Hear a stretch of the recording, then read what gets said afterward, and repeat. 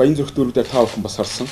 Одоо манай цагдаагийн нөхдүүдийн бас тэнд гаргасан үйлдлийн талаар ардчилсан нам бол зайлшгүй дүгнэлтэх ёстой гэж ойлгож байгаа.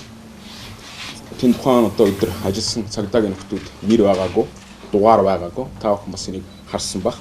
Энийг бас яг цагдаагийн албан хаагч гэж хэлэхэд эргэлзээтэй иймэрхүү байдлыг бий болгож ирсэн. Дээрээс нэмээд энэ дээр бүхэлдэн дүгнэхэд бол цагдаагийн нөхдүүд бол их баригчдын гар хөл боллоо гэж бол дүгнэхэд болохоор байгаа.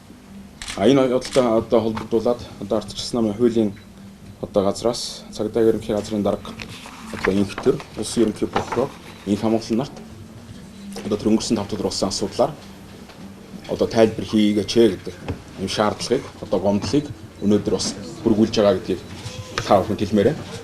Ерөнхийдөө ардчилсан нам бол тэнд одоо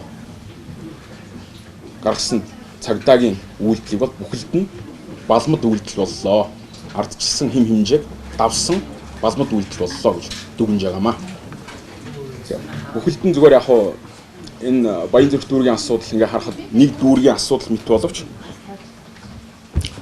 бид нар 1990 оны хувьсгалын үр дүнд 1992 оны үндсэн хуулийг баталсан. Энэ үндсэн хуулийн үндсэл рүү халдсан ийм зүйл боллоо гэж ардчилсан нам дүгнэж байгаа. Иргэдийн сонгох гэхэд бүдүүлгээр халдлаа.